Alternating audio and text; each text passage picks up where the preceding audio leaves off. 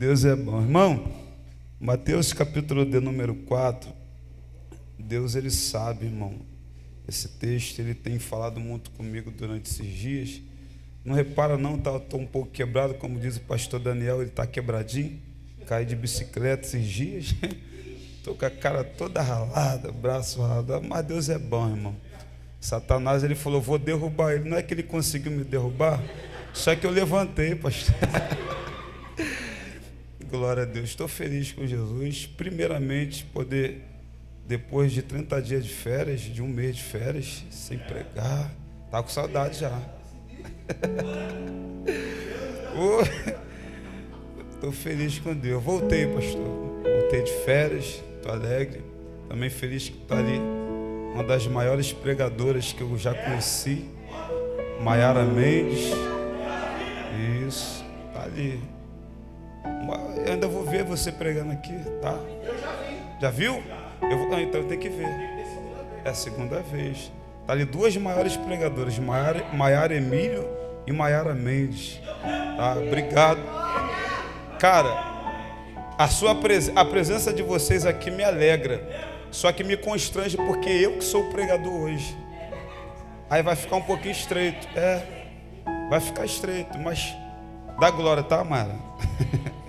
Glória a Deus. Você que achou o texto, Mateus 4, diga glória.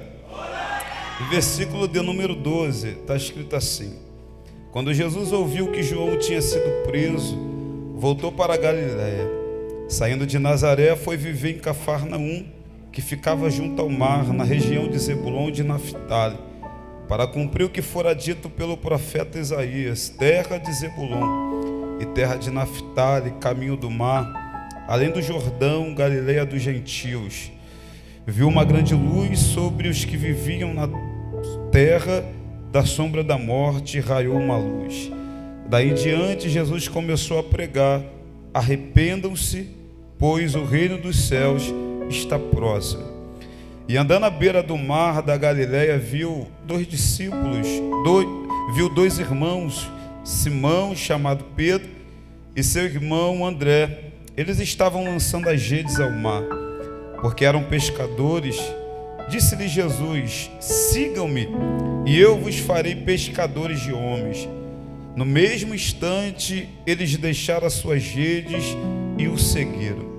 Indo adiante, viu outros dois irmãos, Tiago, filho de Zebedeu, e João, seu irmão. Eles estavam no barco com seu pai Zebedeu, preparando as suas redes.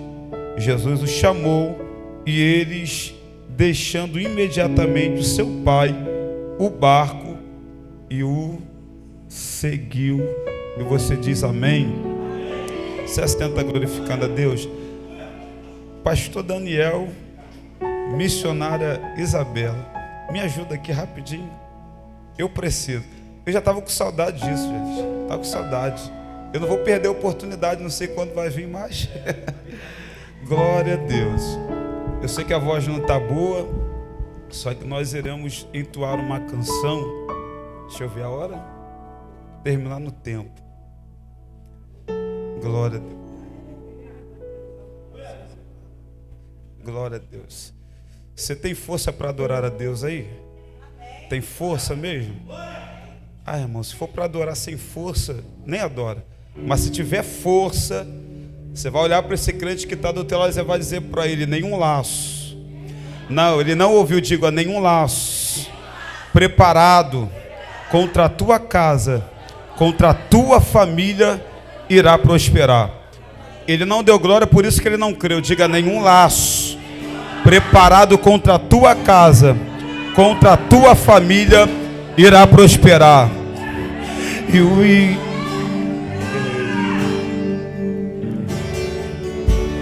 o inimigo, muito alto, e o inimigo tenta laços e embaraços para me envergonhar, mas não vai. Oh, Jesus, obrigado. Porque eu não estou sozinho nesta guerra, estás comigo Você crê que Ele está contigo? Então você vai dizer quem Ele é. Aquele que acalma o vento, aquele que aquieta o mar, que tira a força do fogo e faz o leão jejuar. Ele está aqui. O Deus que derruba as muralhas, da estéril faz mãe de filhos, é o mesmo que brada do alto: não temas, sou contigo. Deus já tem um caminho aberto pelas águas, faz romper muitas fontes em meio ao deserto. Haverá.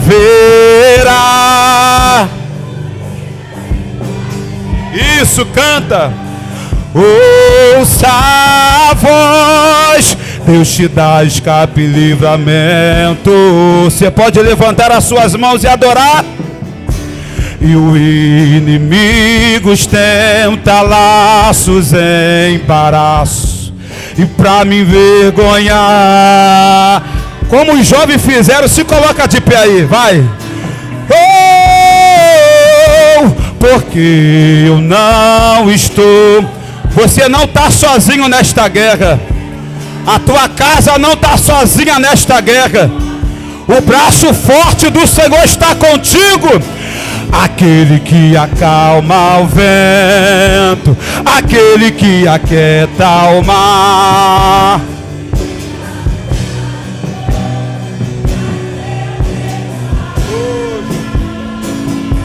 O Deus que derruba as muralhas, da estéril faz mãe de filho, é o mesmo que brada do alto: não temas, sou contigo. Deus já tem um caminho aberto, faz romper muitas fontes em meio ao deserto. Oh, e haverá.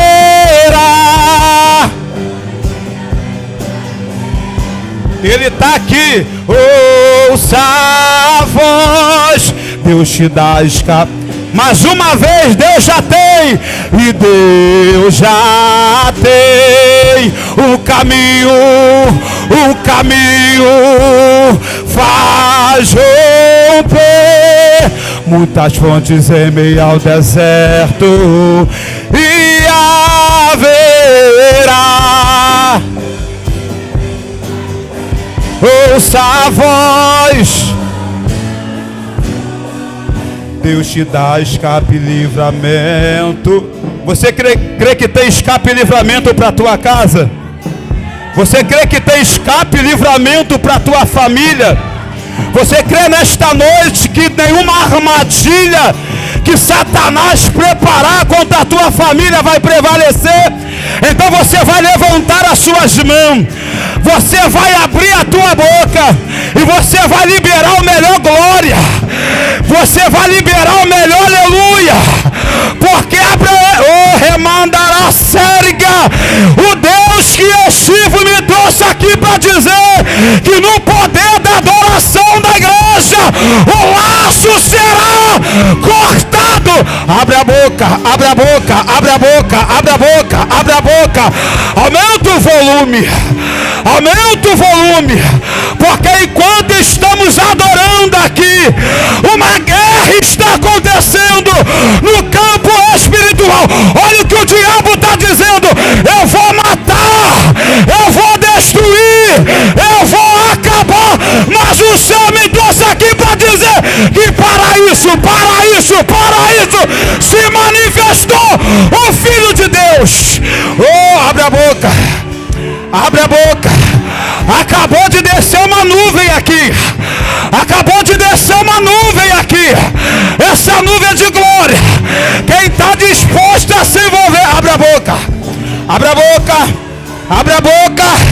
Oh, remandará serga. Eu estou sentindo, Rafa, Eu estou sentindo a presença dele. Deus já tem, Deus já tem, Deus já tem, Deus já tem. E Deus já tem o caminho aberto pelas saídas. Eita! Faz romper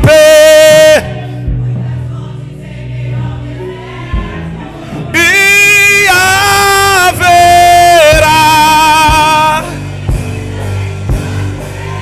Tá caindo chuva, tá caindo chuva, tá caindo chuva.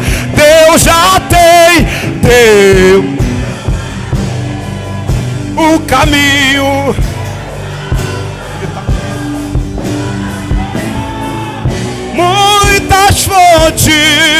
Muitas fontes e haverá. Segura na mão desse crente que está do teu lado aí. Eu vou pregar, eu serei rápido, mas segura na mão desse crente que está do teu lado aí. Isso, os instrumentos baixinhos. Segura na mão desse crente que está do teu lado aí. Diga para ele estar preparado. Não, diga para ele estar preparado. Diga para ele, enquanto você adora comigo. Não diga, enquanto você adora comigo, o anjo do livramento, ele vai pisar na tua casa. Não diga para ele, enquanto você pisa aqui, o varão pisa lá. Enquanto você marcha aqui, o varão marcha lá. Olha lá, olha lá, olha lá, olha lá. Olha Deus já tomando os varadeiros. Abre a boca.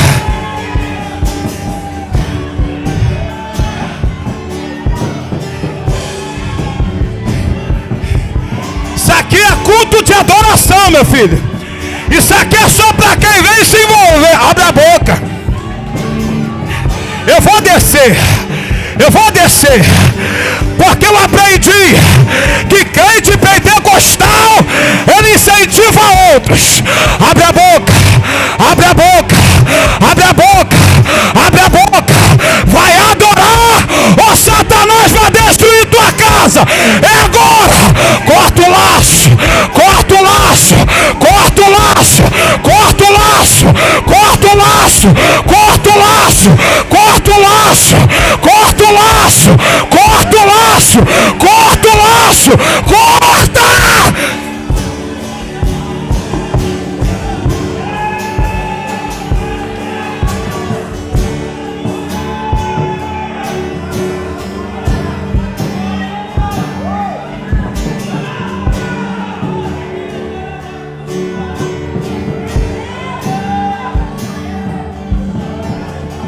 Deus já tem, meu filho. Ele tem um caminho. Ele tem um caminho. Ele tem uma mesa no deserto. Ele tem um tempo favorável. E olha para cá. Satanás pode pensar que é o fim da tua casa. Satanás pode pensar que acabou a história. Eu vim te dizer que o teu Deus aí deu alfa. Ele aí deu ômega. Ele está no final. E não vai terminar. Oh! Não vai. Não vai terminar. Ô Rafa, faz um favor para mim, vem cá. Vem cá, vem cá. Vem cá, Rafa. Dá um abraço naquela moça ali. Porque meu pai manda dizer para ela que tem livramento. Tem livramento. A morte não vai tocar lá. Tem livramento.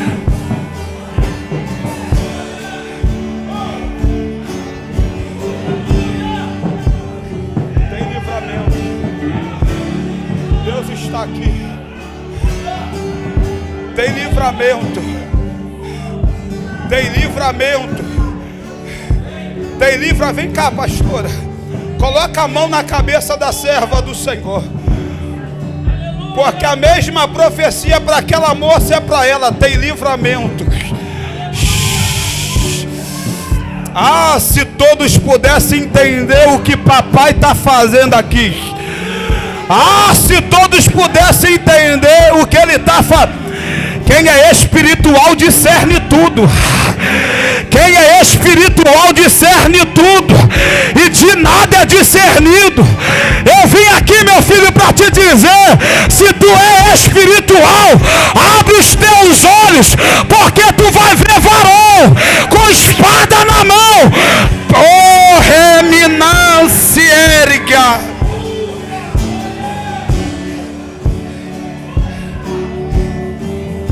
Ele tem um caminho, Renata. Ele tem um caminho. Sabe por que ele tem um caminho? Porque Faraó está vindo atrás. O mar é o impedimento, porque se o mar não abre, Faraó mata chegando na presença dos israelitas. Mas quando o mar se abre, é Deus dizendo: o mar que eu abro é para dar livramento. Egípcio não vai matar tua casa. Satanás não vai acabar com a tua história. Ainda tem uma Canaã que nos... Eu não sei se você pega, mas a promessa de Deus vai se cumprir. Não tem deserto, não tem egípcio, não tem Satanás. O que Deus prometeu, Ele cumpre. Ele cumpre.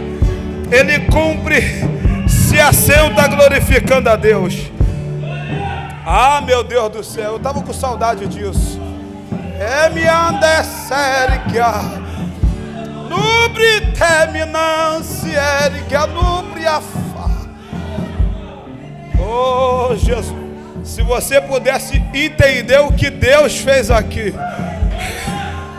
se você pudesse compreender o que Deus fez aqui, quando você chegar em casa, tu vai ver o que Deus fez aqui. Eu estou falando isso em Deus. Quando você chegar em casa, você vai ver o que Deus fez aqui. Porque tem alguém, pastor Daniel, que está aqui se perguntando o que está acontecendo. Deus vai te mostrar quando tu chegar em casa. Alguém vai falar: eu estava andando de carro, eu estava dirigindo, o carro era para capotar, mas não capotou, porque o Deus do livramento, o Deus do livramento, o Deus do livramento, Ele pisou lá. Enquanto você marchava aqui, Ele marchava lá. Ele tá, oh, reminância erga.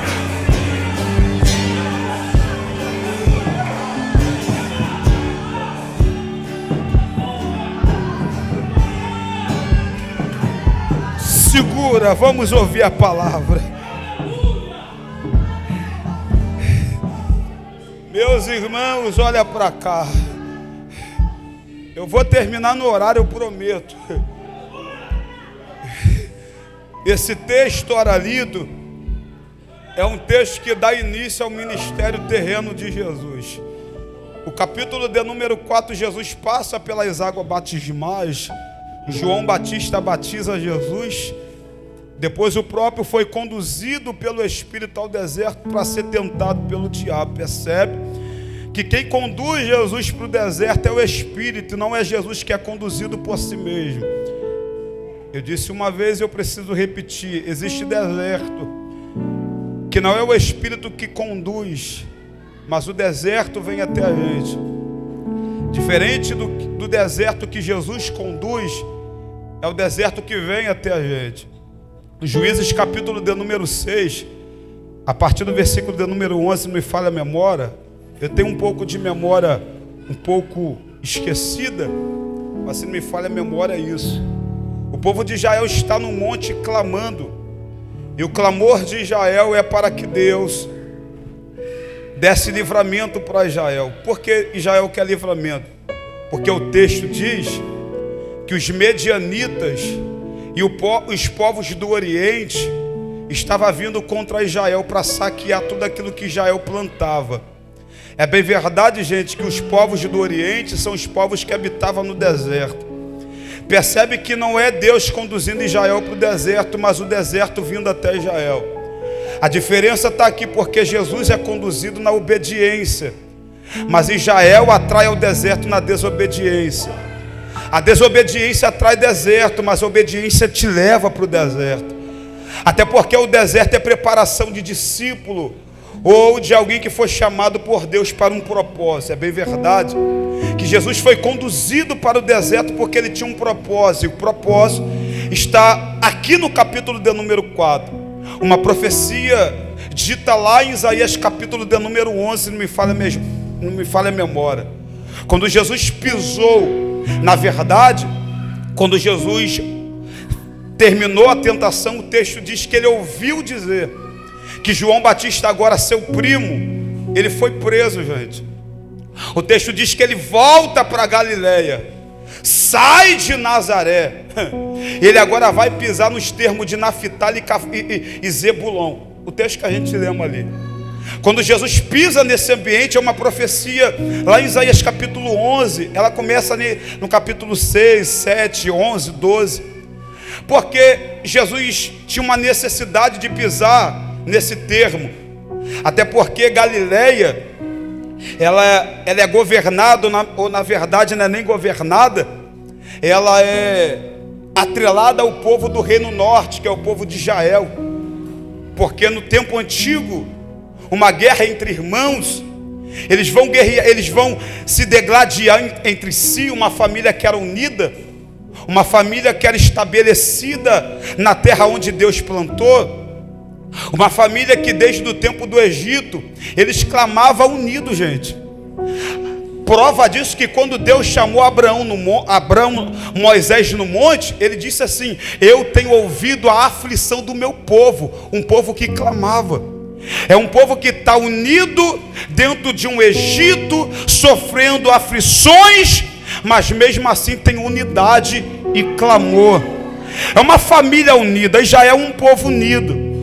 Israel é tão unido, gente, tão unido, que até para desobedecer a Deus ele se unia. Só que Israel já foi um povo que era estabelecido, estruturado.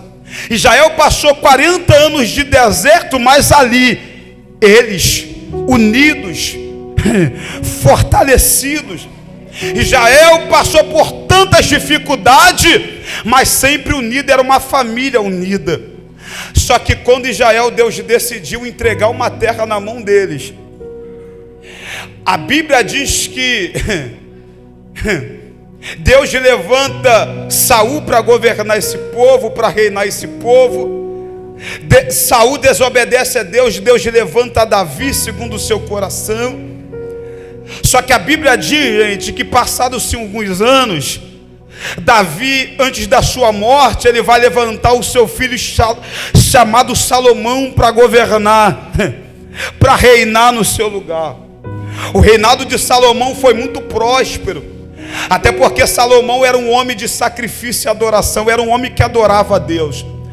Salomão adorava tanto a Deus, gente, tanto a Deus, que a sua oferta agradou tanto a Deus, que Deus virou para ele e diz: pede-me o que tu queres e eu te darei. Salomão ofertou 1000 holocaustos ao Senhor. Era um homem de adoração, era um homem que tinha compromisso com a adoração. Só que olha para cá, Salomão, ele vai ter muitos contratempos no seu reinado. Porém a Bíblia diz que agora Salomão vai morrer, e na morte de Salomão, agora 2 reinos, gente. Quantos reinos? De um povo, 2 reinos agora é separado, que se torna o reino sul e o reino norte. Só que a pergunta é: como isso aconteceu para que essa família ela se dividisse? Diga: poder. Porque o que o diabo mais tenta para destruir uma família é colocar poder diante deles.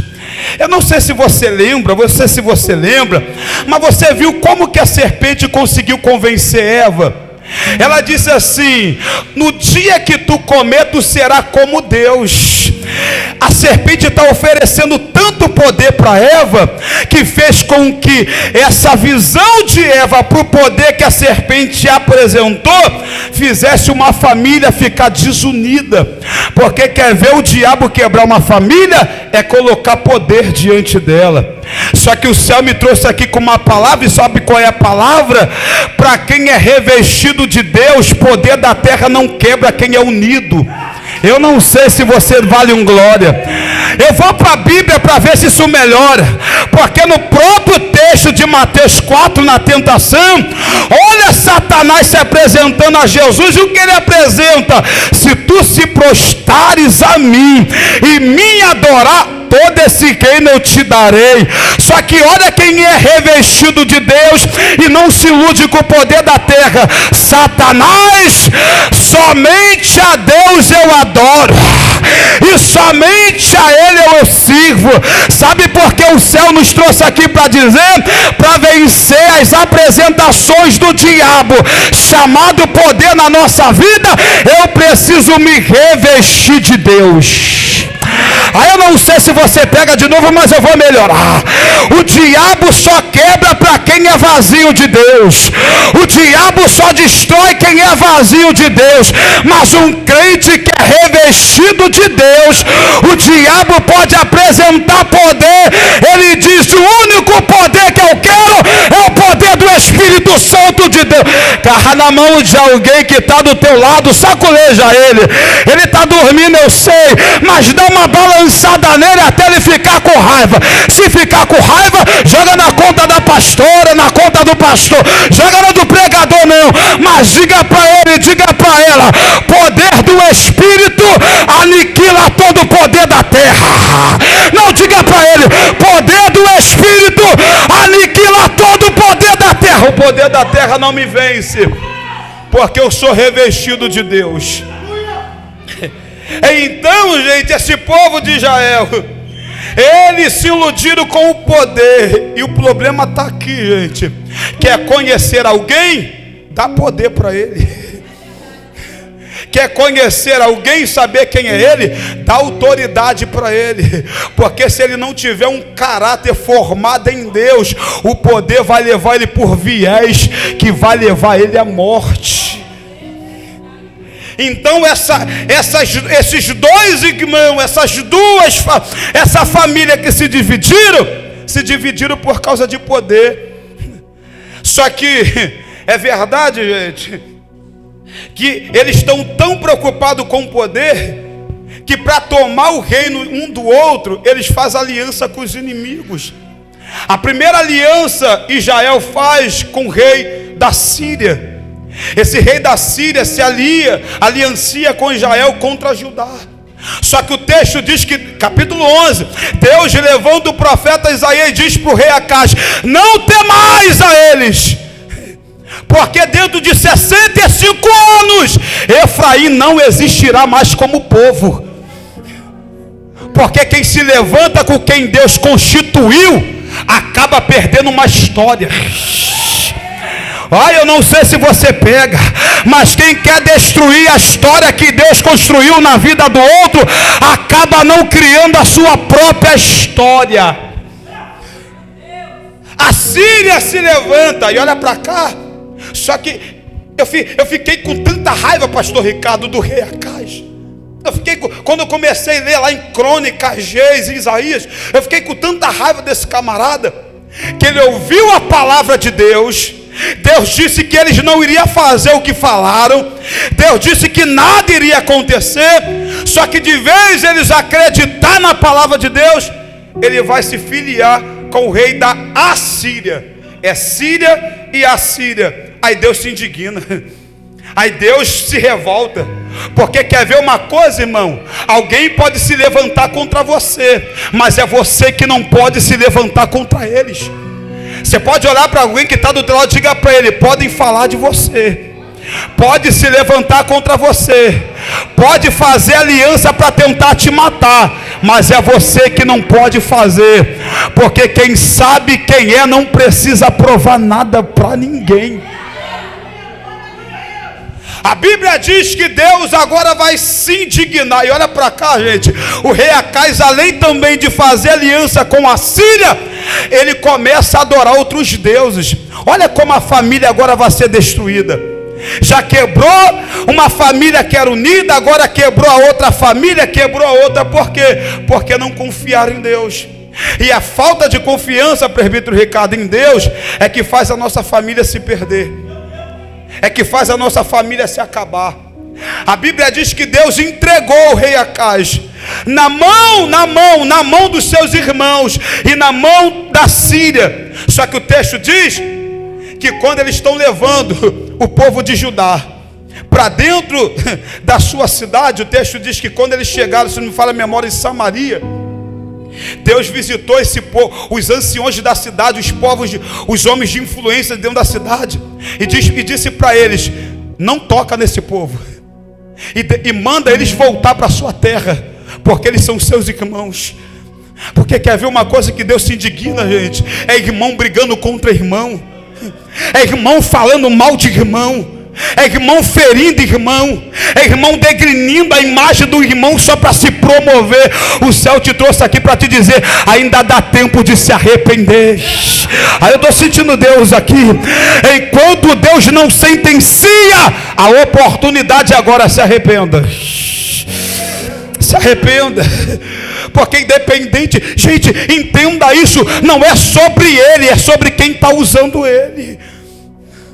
O problema, irmã Emília, é que queremos retribuir o que nos fizeram, mas a gente está esquecendo que a nossa guerra não é contra carne e sangue, mas é contra principados e potestades, hortes espirituais da maldade. Só que nós olhamos para o nosso irmão e achamos que ele é o nosso inimigo. É o que está acontecendo aqui. Satanás está usando uma porta de legalidade para destruir a família que Deus construiu. Deus, a cobrança era para o reino norte, mas porque o reino sul não ouviu a voz de Deus, agora Deus vai corrigir eles. Deus vai acabar com eles. Deus vai entregar na mão dos seus irmãos, na mão da Síria. Só que Deus se manifesta por meio de um profeta a eles e diz: devolve esse povo. Só que o texto diz que quando os soldados estão voltando com os povos cativos e voltando com os despojos dele, os anciões da cidade pararam na porta e diz: já temos muito pecado contra Deus, mas esse pecado não será atribuído a nós. Despede esse povo para voltar para a sua terra. O texto diz que esses anciões da cidade pegaram as vestimentas, vestiram esse povo, colocou a sandália nos pés dele. Porque que irmão tem que entender: quando a vergonha do meu irmão é exposta, eu não tenho que explanar mais, eu tenho que vestir. Eu tenho que ver. Eu estou sentindo Deus aqui, gente. Porque tem alguém nesta reunião que foi exposto. O céu está te dizendo: eu vou te vestir de novo. A sua nudez não ficará exposta, porque família não expõe. Olha para cá. Alguém que expôs a vergonha do seu pai um dia se tornou escravo na sua própria terra. Você lembra de cá? Ele expôs a vergonha de Noé. Ele diz: agora Canaã será servo de Jafé e de Sem. Pega essa palavra: não exponha a vergonha do seu irmão. Porque você não foi chamado para expor, mas você foi chamado para vestir. Olha para alguém que está do teu lado e diga: você foi chamado para vestir e não para despir. Se é para despir, tira o seu próprio eu de você mesmo. Tira as suas próprias vaidades de você mesmo. Coloca para fora essa vaidade, esse rancor, esse ódio que você tem do teu irmão e perdoa eles. Olha para alguém e diga para ele: eu te perdoo. Não diga: eu te perdoo. Diga para ele: eu sei que você foi fraco. Não diga: irmão, eu sei que você foi fraca. Mas diga: eu não tenho nada contra você. Eu te perdoo. Eu te perdoo. O texto diz, irmão, que Deus ele vai castigar esse povo. Porém, ele libera uma profecia pela boca de Isaías. E a profecia é esta. A gente vamos ler. Capítulo 4, versículo de número 12. Glória a Jesus. Eu estou sentindo Jesus aqui. capítulo 4, versículo de número 12. Oh, Nazaré, você dá glória aí, irmão. Olha o que está escrito no versículo de número 12, irmão. Quando Jesus ouviu que João tinha sido preso, voltou para a Galileia. Saindo de Nazaré, foi viver em Cafarnaum, que ficava junto ao mar, na região de Zebulon e Naftali, para se cumprir o que fora dito pelo profeta Isaías: terra de Zebulon e de Naftali, caminho do mar, além do Jordão, Galileia dos gentios. Viu uma grande luz sobre os que viviam na terra de sombra da morte, raiou uma luz. Isso aqui mexeu comigo, pastor, porque essa terra foi devastada. A Galileia era uma terra para o povo do Reino Sul, uma terra amaldiçoada, todos aqueles que habitavam na região da Galileia, para outros irmãos, era tido como povo inferior a eles. Você vê que Samaria, quando Jesus chega em João capítulo de número 4, você percebe que é uma samaritana, mas de linhagem israelita. Ela não é de outros povos. É porque todos aqueles povos que moram nessa cidade, ou nasceram nessa cidade, é tido como os samaritanos, por causa dessa guerra que teve no passado. Só que quando Jesus pisa nessa cidade, Jesus tinha duas finalidades. Ele falou comigo, não na sua totalidade, mas Deus falou comigo. Ele tinha duas finalidades. Pergunta qual? A primeira finalidade é restabelecer a unidade, a união entre os irmãos. Até porque Jesus é descendente de Judá, da linhagem de Davi. Só que Jesus, ele é da descendência de Judá. Se você for perceber, José ele não era natural da Galileia, nem Maria. Eu estava estudando acerca disso. Provavelmente José foi morar nos termos da Galileia, Nazaré, etc. Porque por ele ser carpinteiro, era uma cidade, era um ambiente onde tinha muitas madeiras, trabalhava muito com madeira. Então, para a profissão dele, aquele ambiente era apropriado para ele estar ali. Então, por isso que José e Maria, os pais de Jesus, moravam naquele ambiente. Então Jesus foi restabelecer a união entre os irmãos. E a segunda é o que está dentro do texto. Ele foi trazer luz ao ambiente onde estava em trevas. Ele foi trazer claridade aonde um povo só vivia debaixo de escuridão, debaixo da sombra da morte. Era um povo que não tinha perspectiva nenhuma de vida, porém tinha uma promessa. Porque na promessa dizia, lá em Isaías, que a virgem conceberia e darás à luz a um filho, e o nome dele se chamaria Emanuel, que traduzido é Deus conosco. Eles têm uma promessa, porém quando essa promessa não se cumpre, eles estão debaixo de um jugo de morte. Eles estão vivendo em trevas. Então quando Jesus pisou nesse ambiente, parece que eu vejo a casa destruída, família destruída, tudo dando errado. E quando Jesus pisou, parece que eles viram uma luz no fim do túnel. Aquilo que parecia perdido, agora estava dando uma nova forma. Foi falado aqui, transformação. Transformação. Glória a Deus. Jesus, quando chegou nesse ambiente, ele chegou para transformar um ambiente que estava em trevas e trazer luz para aquele ambiente. Porque o ambiente que Jesus pisa não pode mais andar em escuridão. Eu vou dizer de novo: ambiente que Jesus pisa não pode mais andar em trevas. Ambiente que Jesus pisa não pode estar mais do mesmo jeito. Quando Jesus pisou na região de Zebulon e de Naftali, o povo contemplou uma luz tão resplandecente, uma luz tão pura, uma luz tão brilhante, que eles não conseguiram se conter, gente.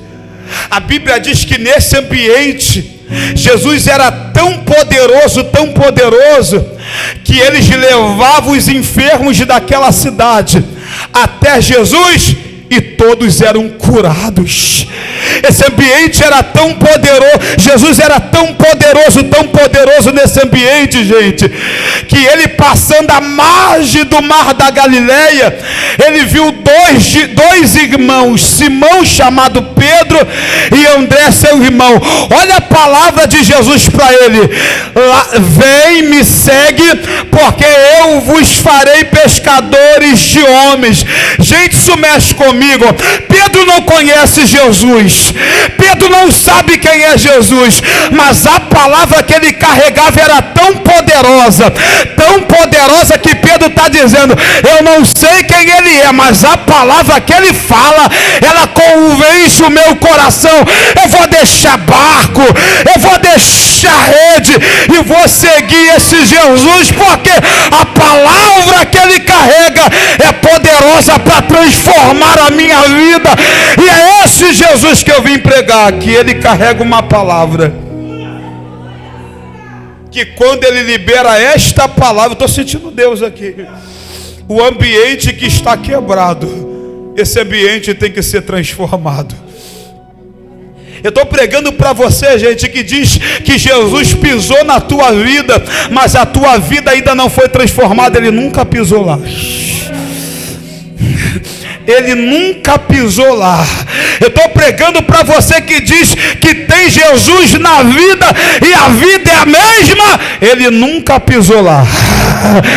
E se um dia ele pisou, ele já saiu de lá há muito tempo. Porque ambiente que Jesus fica, prostituição não fica, vício não fica, adultério não fica, fornicação não fica, bebida não fica, roubo não fica, nada de errado fica, porque o ambiente que ele pisa, o ambiente tem que ser transformado. Rafael me prova, ele disse para Pedro: me segue que eu vos farei. Pedro não era, ele diz: eu vos, porque quando Jesus chega, ele pega quem não é e torna e faz ele ser alguma coisa, gente. Eu estou pregando para você, agora isso aqui é para acalentar a tua alma. Eu estou pregando para você que quando Jesus chega, ele pega quem não é e faz ser alguma coisa. Eu sei que tem gente aqui, Max, que está aqui se perguntando: para que Deus me chamou? Ele está dizendo: quer saber para que eu te chamei? Me segue, me segue. E olha para cá, gente, quando Jesus disse isso para Pedro, ele fez uma promessa, está condicionada: eu vos farei pescador. Só que quando eu olhei para o versículo seguinte, está escrito: e ele viu dois irmãos, Tiago e João, dois filhos de Zebedeu. E qual foi a palavra? Larga tudo e... Ele falou que ia fazer alguma coisa. Para Pedro e Tiago ele diz: farei pescadores de homem. E para Pedro e André. E para Tiago e João? Larga tudo, rapaz. Porque para uns tem promessas condicionadas, para outros, eu quero ver se tu me ama de verdade. Larga tudo. Larga tudo. Porque tem gente que, de fato, isso aqui é Bíblia, tem gente que só vai vir se Jesus falar: eu vou fazer alguma coisa. Mas tem gente que ama tanta palavra que ouviu, que ele diz: ele não precisa me dar nada não, mas eu que vou entregar a minha vida para ele. Tem gente que não precisa de promessa, só precisa de uma palavra. Olha para alguém e diga para ele: você só precisa de uma palavra. Não, diga para ele com carinho, diga: você só precisa de uma palavra. Diga: você não precisa de muita coisa não. Você não precisa ouvir que Jesus vai fazer alguma coisa não, porque ele já fez. Ele já se entregou por você naquela cruz. Diga para ele, diga para ela: vem, mas vem sem promessa. Não, vem sem promessas. Não, diga para ele: vem sem promessas terrenas. Não para com esse negócio, gente. Não, eu vou porque Jesus vai me botar na faculdade. Não, eu vou porque Jesus vai abrir porta. Não, eu vou porque Jesus vai transformar meu casamento. Não. Ele não vai fazer. Ele não vai transformar. Ele já transformou. Não para com esse negócio. Você não vai ser vencedor. Você já é vencedor porque ele já venceu. Então só vim. É só vir. Ele disse para Pedro: vem e eu vos farei. Até porque, gente, eu sei que Tiago e João também empresário da pesca. Eu sei que é. Só que Pedro é influente. Pedro é tão influente, ele é tão influente, que quando Jesus morreu e ressuscitou, Pedro disse assim, ó, Pedro está triste, né? Porque Jesus não está lá. Ele disse assim, ó, eu vou pescar. Aos discípulos, eu também vou. Porque Pedro é tão influente que uma atitude que ele toma, ele influencia muita gente. Então Jesus, olha para cá, Jesus, tem peixe que Jesus vai pegar, que é só com anzol. Mas tem peixe que Jesus, para pegar, ele precisa lançar redes. E Pedro não é qualquer peixe. Pedro é um tubarão. Tubarão não se pesca com anzol. Precisa preparar a rede adequada para ele. E precisa ter alguma coisa para o tubarão ser atraído. É por isso que Jesus está dizendo: Pedro, vem, porque tu não vai deixar de ser pescador. Eu só vou mudar o peixe que você pega. Eu vou te dar um peixe que vai estar morto e tu vai trazer para a vida. Mas eu vou pedir uma coisa: Pedro, para de pegar peixe morto e matar. Agora tu vai pegar peixe morto e trazer para a vida. Jesus só trocou o peixe. Ele não trocou a função, ele só trocou o peixe. Só que olha para cá, gente. Eu estava meditando em casa. Eu disse que eu ia terminar no horário. Eu estava meditando em casa que para toda pesca, para todo peixe a ser pescado, ele existe uma ferramenta adequada, uma rede adequada, um anzol adequado, uma isca adequada. Só que eu me perguntando a Deus dentro desse texto, eu falei: Senhor, para quê? Como que o Senhor chamou Pedro, disse para ele que iria fazer ele pescadores de homem, se Pedro não sabe como pescar homem? Sabe o que Jesus disse para mim? Lê o texto direito. Está escrito: você não é pescador de homem. Pedro, vem porque eu te fiz pescador de homem. Pedro, vem porque eu já te tornei pescador de homem. Está escrito: vem porque eu vos farei. Só que Jesus disse: me segue.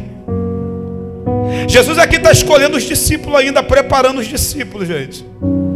E na verdade eu aprendi uma coisa com Deus e com algumas pessoas, que para mim aprender alguma coisa com alguém, eu tenho que seguir os passos dela. Se eu não seguir, eu não aprendo nada.